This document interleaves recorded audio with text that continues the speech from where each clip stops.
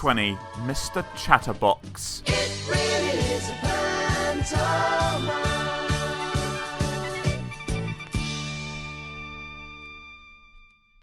Mr. Chatterbox was one of those people who simply couldn't stop talking.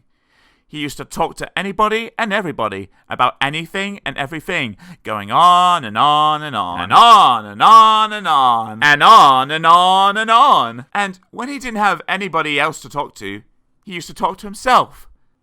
"Good morning, Mr. Chatterbox," he used to say to himself. "And good morning to you," he used to reply to himself. "Nice day, isn't it? Why, yes it is for the time of year." And so on and so on and on and on. He lived in a box-shaped house in a village. Chatterbox Cottage. One morning, the postman arrived with a letter for him. "Morning, Mr. Chatterbox," said the postman. "Ah, good morning to you, postman," replied Mr. Chatterbox.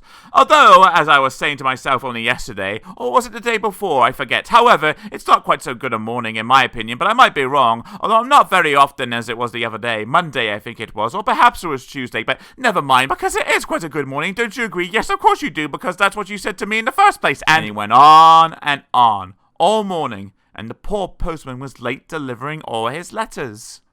That afternoon, Mr. Chatterbox went into the hat shop in the village. "Hello, Mr. Bowler," he said to the man who owned the hat shop. "Don't you think if it's possible that I could buy, if it's not too expensive, but I'm sure it won't be, a new hat, because, won't you believe it? Yes, of course you would, but anyway, as I was saying, my present hat, the one on my head, as you can see, is getting, how can I put it, a little too old, because I've had it for, let me see now, it must be, let me think, 10 years, no, I tell a lie, it can't be that long, or can it? Well, yes, it could be, but on the other hand," he went on and on all afternoon, and half the night, long after poor Mr. Bowler should have shut up shop and gone home. Eventually, when Mr. Bowler managed to get a word in edgeways, or was it sideways, he promised to order a new hat for Mr. Chatterbox.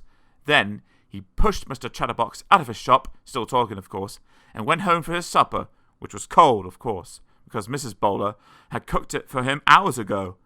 And while he ate, he thought.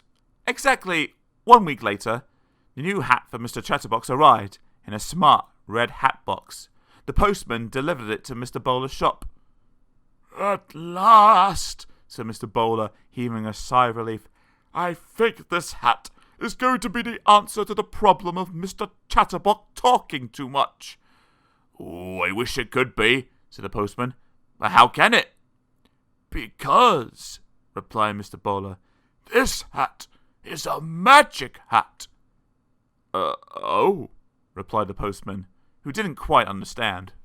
That same afternoon, Mr. Bowler took the new hat round to Chatterbox Cottage.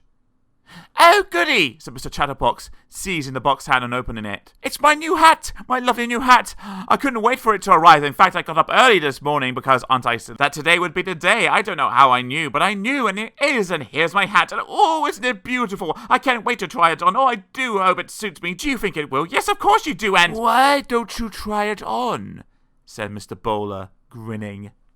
"Try it on? Yes, of course I must try it on. How silly of me to stand here chattering on when I haven't tried it on yet. Yes, I will. Absolutely, definitely. Try it on straight away because, as I said, it's silly just to talk about trying it on and then not trying it on, isn't it?" And so he took the hat out of the hat box and put it on.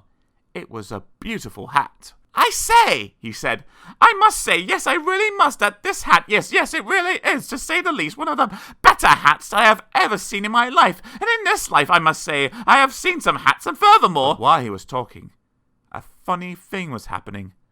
The more words that came out of Mr. Chatterbox's mouth, the larger his hat became.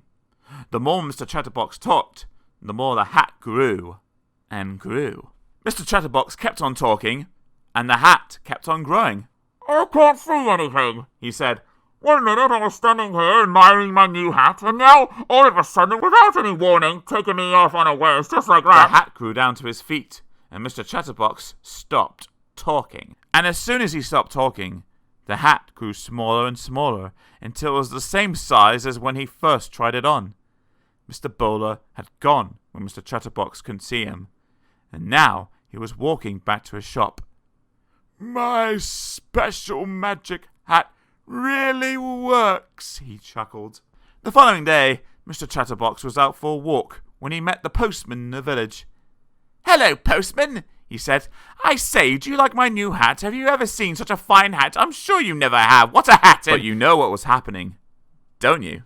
The hat grew and grew and grew the more Mr. Chatterbox talked. "Now I know what Mr. Bowler meant by a magic hat," chuckled the postman, and he went on his way, leaving poor Mr. Chatterbox speechless.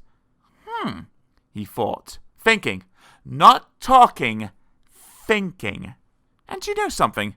That hat taught Mr. Chatterbox his lesson. And these days, he doesn't talk half as much as he used to, or even a quarter as much.